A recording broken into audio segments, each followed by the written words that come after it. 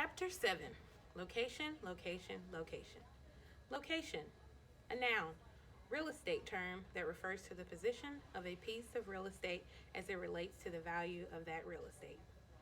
Evan was in trouble. So far, he earned $47.11, which was more money than he'd ever had in his whole life. But today was Friday. There were only 3 days left. 3 days to beat Jesse. He needed to earn almost $53 to win the bet.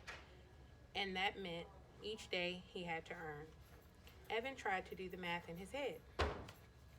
53 divided by 3. 53 divided by 3. His brain spun like a top. He didn't know where to begin. He went to his desk, pulled out a piece of paper, his basketball schedule from last winter, and flipped it over to the back. He found the stub of a pencil in his bottom desk drawer, and on the paper he wrote, 53 divided by 3 equals. He stared and stared at the equation on the page. The number 53 was just too big. He didn't know how to do it.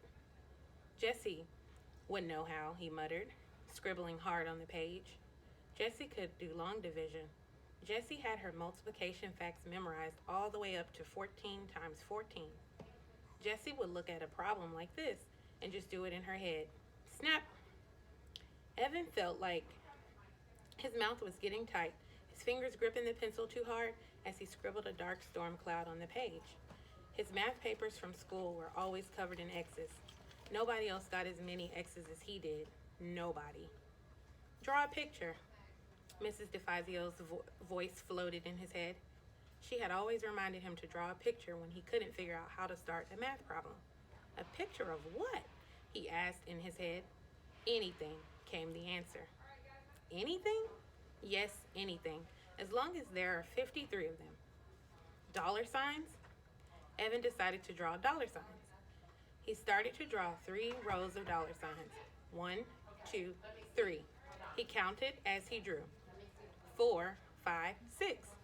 He drew.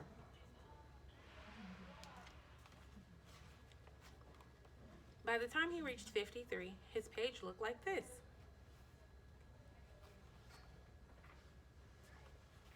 There were 17 dollar signs in each row, and then those 2 extra dollar signs left over. Evan drew a ring around those 2 extras. 17 dollar signs and 2 left over. Evan stared at the picture for a long time. He wrote Friday next to the first row, Saturday next to the second row, and Sunday next to the third row. Friday, Saturday, Sunday.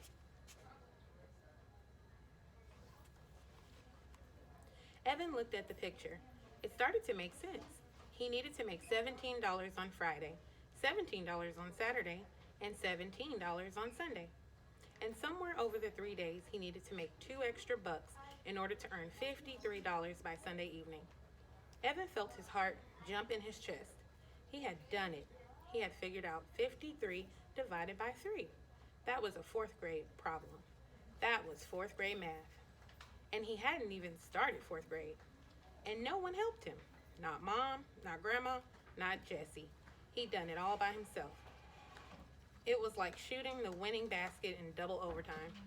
He hadn't felt this good since the lemonade war had begun. But $17 a day? How was he going to do that? Yesterday, he made $45. But that was because he had helped and free supplies from his friends. They weren't going to want to run a lemonade stand every day, especially on the last days of summer vacation. He needed a plan, something that would guarantee good sales. The weather was holding out, that was for sure. It was going to hit 95 degrees today, a real scorcher. People would be thirsty, all right. Evan closed his eyes and imagined a crowd of thirsty people, all waving dollar bills at him. Now, where was he going to find a lot of thirsty people with money to spend? An idea popped into Evan's head. Yep, it was perfect. He just needed to find something with wheels on it to get him there. It took Evan half an hour to drag his loaded wagon to the town center, a distance he usually traveled in less than 5 minutes by bike. But once he was there, he knew it was worth it. It was lunchtime, and the shaded benches on the town Green were filled with people sprawling in the heat.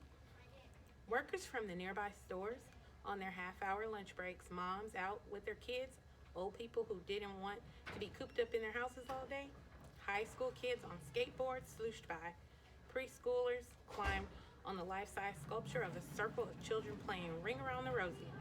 Dogs lay under trees, their tongues hanging out, pant, pant, pant. Evan surveyed the scene and picked his spot, right in the center of the green where all the paths met. Anyone walking across the green would have to pass his stand. And who couldn't resist lemonade on a day as hot as this? But first, he wheeled his wagon off to the side, parking it halfway under a huge. Then he crossed the street and walked into the Big Dipper. The frozen air felt good on his skin. It was like getting dunked in a vat of just melted ice cream. And the smells, a mix of vanilla, chocolate, coconut, caramel, and bubblegum. He looked at the tubs of ice cream, all in a row, carefully protected behind a pane of glass. The money in his pocket tingled.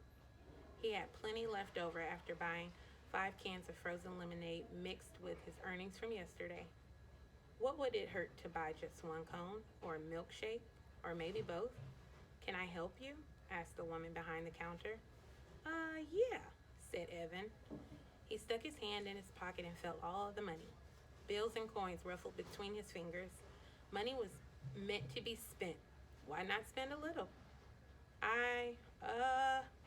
Evan could just imagine how the ice cream would feel sliding down his hot throat. Creamy, sweet, like cold golden deliciousness. He let his mind float as he gazed at the swirly buckets of ice cream. The sound of laughter brought him back to earth in a hurry. He looked around. It was just some girls he didn't know at the water fountain, but it had sounded like Megan. "Can you please tell me how much a glass of lemonade costs?" $3, said the woman. "Really?" said Evan. "That much? How big's the cup?" The woman pulled a plastic cup off a stack and held it up. It wasn't much bigger than the 8-ounce cups Evan had in his wagon.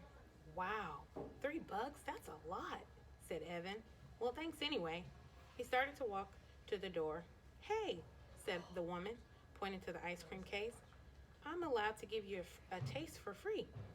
"Really?" said Evan. "Then, could I taste the strawberry slam?" The woman handed him a tiny plastic spoon with 3 licks worth of pink ice cream on it.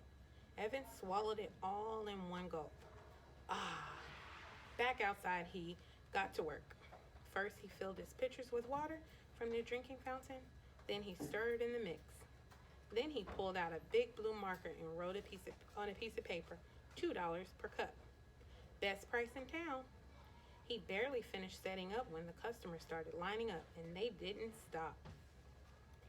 For a full hour, he poured lemonade. The world is a thirsty place, he thought as he nearly emptied his 4th pitcher of the day. And I am the lemonade king. Later, Evan would think of something his grandma said, "Pride goeth before a fall." When Evan looked up, there was Officer Ken, his hands on his hips, looking down on him. Evan gulped. He stared at the large holstered gun strapped to Officer Ken's belt. "Hello," said Officer Ken, not smiling. "Hi," said Evan.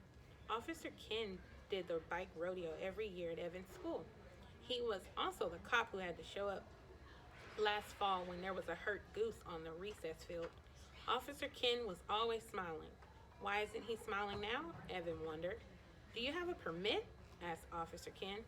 He had a very deep voice, even when he talked quietly, like he did now. "You mean like a bike permit?" That's what the rodeo was all about. If they had passed the rodeo, the 3rd graders got their bike permits, which meant they were allowed to ride to school. "No, I mean a permit to sell food and beverages in a public space. You need to get a permit from the town hall and pay a fee for the privilege." Pay the town hall to run a lemonade stand? Was he kidding? Evan looked at Officer Ken's face. He didn't look like he was kidding. "I didn't know I needed one," said Evan. "Sorry, friend," said Officer Ken. "I'm going to have to shut you down. It's the law." But there are lemonade stands all over town," said Evan. He thought of Jesse and Megan's lemonade stand when he wheeled by his wagon more than an hour ago. Their stand had looked like a beehive with small kids crowding around. He had read the sign over their stand: free face painting, nail polishing, hair braiding. What a gimmick. But it sure looked like it was working. You know, said Evan. There's a stand on Damon Road right now. You should go bust them. Officer Ken smiled. We tend to look the other way when it's in a residential neighborhood. But right here, on the town green, we have to enforce the law. Otherwise, we'd have someone selling something every 2 feet. But there had to be some way to convince Officer Ken. How could Evan make him understand? You see, I've got this little sister, and we've got a competition going to see who can sell the most lemonade, and I've got to win because she's. He couldn't explain the rest. About fourth grade, and how embarrassed he was to be in the same class as his kid's sister, and how it made him feel like a great big loser. Evan looked up at Officer Ken. Officer Ken looked down at Evan. It was like Officer Ken was wearing a mask, a no smiling, I'm not your buddy mask. Then Officer Ken shook his head and smiled, and the mask fell off. I've got a little sister too, he said. Love her to death now, but when we were kids, Officer Ken sucked in his breath and shook his head again. Whew. Then the mask came back, and Officer Ken looked right at Evan for 10 very stern seconds. Tell you what, said Officer Ken, I do have to shut you down. The law's the law. But before I do, I'll buy one last glass of lemonade. How's that sound? Evan's face fell. Sure, he said, without enthusiasm. He poured an extra tall cup and gave it to the policeman. Officer Ken reached into his pocket and handed Evan a $5 bill. Keep the change, he said, a contribution to the Big Brother Fund. Now clean up your things and don't leave any litter behind. He lifted his cup in a toast as he walked away. Evan watched him go. Wow, he thought. I just sold the most expensive cup of lemonade in town. Evan stared at the $5 bill in his hand. It was funny. 2 days ago, he would have felt as rich as a king to have the money in his hands.